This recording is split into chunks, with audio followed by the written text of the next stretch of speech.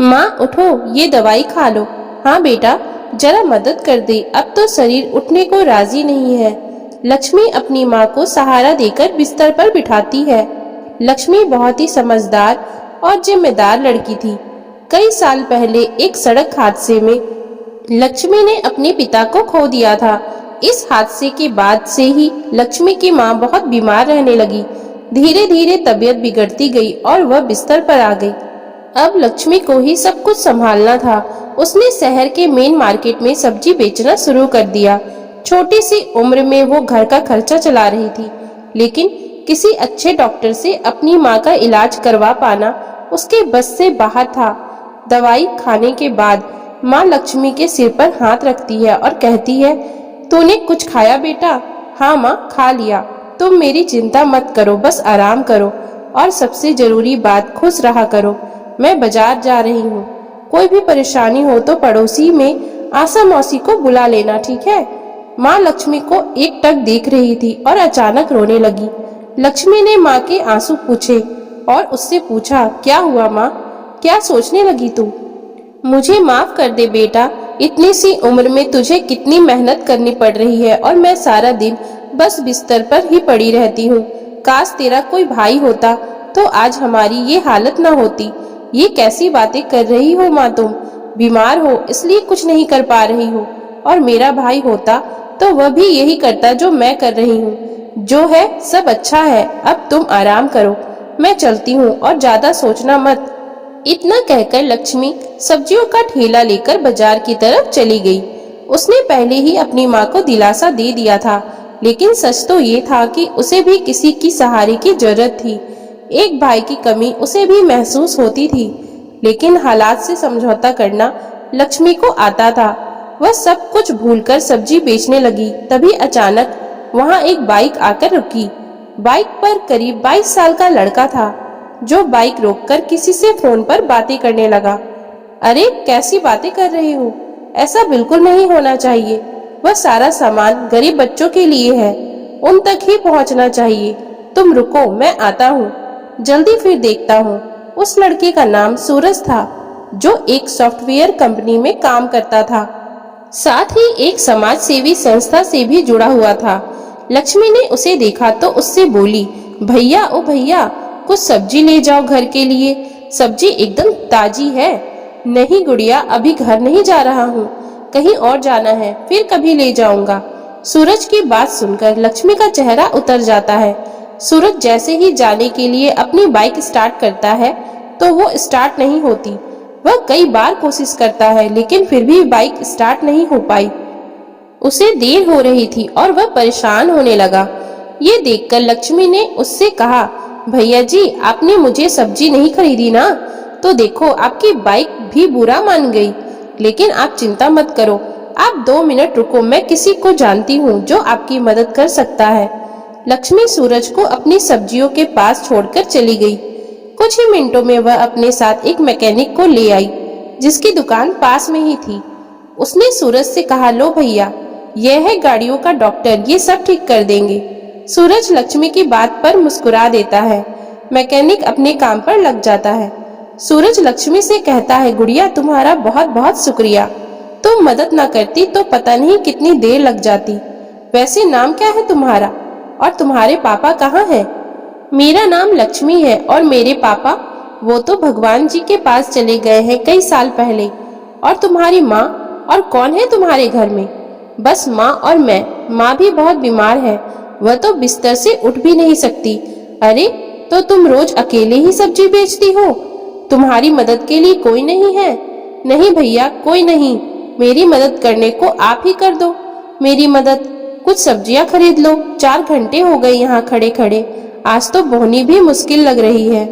रक्षाबंधन आने वाला है, सोचा था सब्जी बेचकर जो पैसे मिलेंगे उनसे खूब सारी राखियां ले आऊंगी, तो उन्हें बेचकर और अच्छी कमाई हो जाएगी। और फिर क्या बताओ गुड़िया, क्या करना चाहती हो तुम पैसों से? भैया, मैं अपनी माँ को पहले जैसे चलते फिरते देखना चाहती हूँ। मैंने सोचा था कि अगर थोड़ी कमाई हो जाएगी तो उन्हें अच्छे डॉक्टर के पास ले जाऊंगी।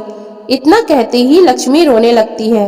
इतनी कम उम्र में लक्ष्मी की इतनी समझदारी देखकर सूरज दंग रह जाता है। वह मन ही मन लक्ष्मी की मदद करने का फैसला कर लेता है। वह लक्ष्मी की सब्जियों को उलट पलट कर देखता है और उससे कहता है, अरे मैं तो भूल ही गया था, मैं एक समाज सेवी संस्था से जुड़ा हूँ। वहाँ कल गरीब बच्चों को खाना खिलाने वाले हैं। तुम रुको जरा 1 मिनट। सूरज तुरंत किसी को फोन लगाता है और कुछ देर लक्ष्मी से बात करने के बाद फिर लक्ष्मी से कहता है, चलो भाई गुड़िया, हो गया तुम्हारा काम। तुम फटाफट पैसे जोड़ो और मुझे बताओ, ठीक है? अभी थोड़ी देर में एक लड़का आएगा और तुम्हारी सारी सब्जियां लेकर जाएगा, ठीक है? अरे वाह भैया, आपका बहुत बहुत शुक्रिया, आपने तो मेरी बहुत बड़ी मदद कर दी। अरे नहीं गुड़िया, सब्जी तो कहीं ना कहीं से खरीदनी ही थी, तो तुमसे ही ले ली। वैसे अब खुश तो हो ना तुम? बहुत खुश हूँ भैया। अब आप देखना, एक से बढ़कर एक राखी खरीद कर लाऊंगी और उन्हें बेचकर खूब पैसे कमाऊंगी, फिर सब अच्छा हो जाएगा। खुश रहो। अच्छा ये पैसे लो, लेकिन ये तो मेरी सब्जी के दाम से ज्यादा पैसे हैं भैया। भैया कह रही हो तो मैं छोटी बहन समझकर दे रहा हूँ, रख लो। और हाँ, ये लो मेरा फोन नंबर, कोई भी मदद चाहिए हो तो फोन करना, ठीक है? मैकेनिक ने सूरज की बाइक ठीक कर दी। सूरज लक्ष्मी के सर पर हाथ रखता है और फिर अपनी बाइक लेकर चला जाता है। लक्ष्मी काफी देर तक सूरज के बारे में सोचती रही। शाम के वक्त सूरज की संस्था से एक लड़का आकर लक्ष्मी से सारी सब्जी ले जाता है। लक्ष्मी बहुत खुश थी। वह सारे पैसों से जाकर नए नए डिजाइन की राखियां खरीद लेती है और उन्हें अपने ठेले में सजाकर रक्षाबंधन से एक दिन पहले बाजार आ जाती है और जोर जोर से चिल्लाती है, राखी ले लो राखी, गुड्डे वाली, फूल वाली, गोटे वाली राखी, सुंदर सुंदर राखी ले लो। लक्ष्मी कई घंटों तक ऐसे ही आवाज लगाती रहती है, पर कोई भी उससे राखी खरीदने नहीं आ रहा था। दरअसल कुछ ही दूर पर राखियों की एक बड़ी सी दुकान थी, जहां लक्ष्मी से ज्यादा वैरायटी की राखियां थी, इसीलिए सभी लोग उसी दुकान से राखियां खरीद रहे थे। ये देखकर लक्ष्मी फिर से उदास हो गई थी। शाम हो गई पर उसकी एक भी राखी नहीं बिकी। वह अपनी राखियों के साथ घर पहुंची तो उसे उदास देखकर माँ ने पूछा, क्या हुआ लक्ष्मी? जाते हुए तो तू खुश थी। क्या बताऊं माँ, पूरा दिन धूप में चिल्लाती रही, पर किसी ने एक भी राखी नहीं खरीदी मुझसे। सब लोग रामलाल की दुकान पर ही जा रहे थे। कल रक्षाबंधन है, अगर कल भी मेरी राखियां नहीं बिकी तो क्या होगा माँ? हिम्मत मत हार बेटी, भगवान किसी को तो भेजेंगे। लक्ष्मी ने अपने सारे पैसे राखी खरीदने में लगा दिए थे। अब तो उसके पास बेचने के लिए सब्जियां भी नहीं थी और ना ही वापस सब्जी खरीदने के लिए पैसे। अगले दिन रक्षाबंधन था। वह सुबह सुबह अपनी राखियां लेकर बाजार पहुंच गई और एक दो लोगों ने आकर राखियां देखी जरूर, लेकिन खरीदी नहीं। दोपहर हो गई थी। लक्ष्मी का सब्र टूटता जा रहा था। तभी उसने सामने से सूरज को आते हुए देखा। अरे भैया, कैसे हो आप? अरे गुड़िया, मैं अच्छा हूँ, तुम्हारी राखियां देखने आया हूँ और खरीदने भी। अच्छा तो लीजिए ना, ये देखिए, इस पर कितना प्यारा गुड्डा लगा है और ये फूल वाली अच्छी है ना? लक्ष्मी खुश दिखने की कोशिश तो कर रही थी, पर सूरज उसका चेहरा देखकर सब समझ गया था। उसने आते हुए राखियों की दुकान और उसमें लगी भीड़ भी देख ली थी और उसे समझने में देर नहीं लगी कि लक्ष्मी के लिए अपनी राखियां बेच पाना कितना मुश्किल था। उसने लक्ष्मी से कहा, गुड़िया, तुम बहुत छोटी हो, इतनी सी उम्र में तुम में जो हौसला है उसकी जितनी तारीफ की जाए वह कम है। लेकिन बेटा, ऐसे काम नहीं चलेगा, तुम्हें कुछ और सोचना होगा। मतलब भैया? मैं कुछ समझी नहीं। सूरज उसकी तरफ देखकर मुस्कुराता है और अपनी बाइक साइड में लगाकर लक्ष्मी की जगह जाकर खड़ा हो जाता है और जोर जोर से चिल्लाने लगता है, ले लो ले लो, किस्मत वाली राखी ले लो। इसे खरीदोगे तो किस्मत खुल जाएगी, हर मुश्किल दूर भाग जाएगी। जिस भाई की कलाई पर बंधेगी ये राखी, उसकी उम्र 100 साल की हो जाएगी। ले लो ले लो।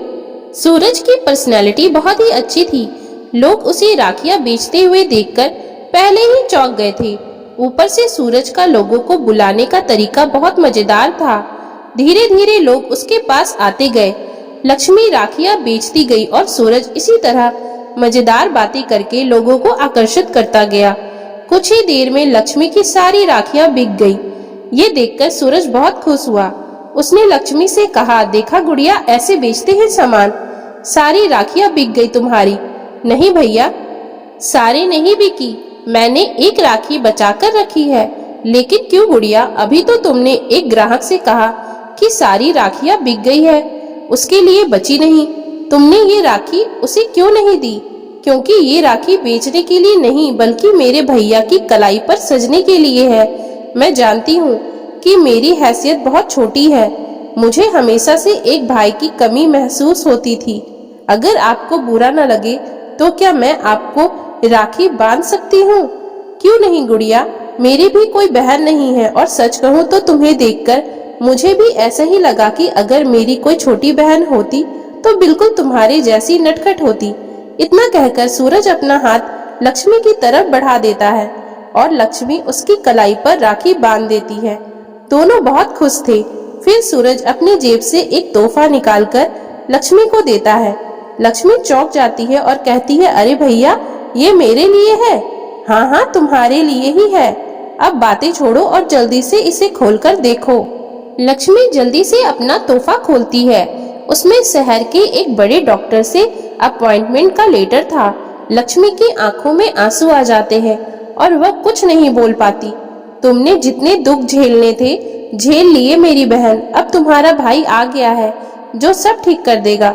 सूरज लक्ष्मी के साथ लक्ष्मी के घर जाता है और वह दोनों माँ को लेकर अस्पताल जाते हैं। वहाँ उनका इलाज होता है और कुछ दिनों बाद वो बिल्कुल ठीक हो जाती है।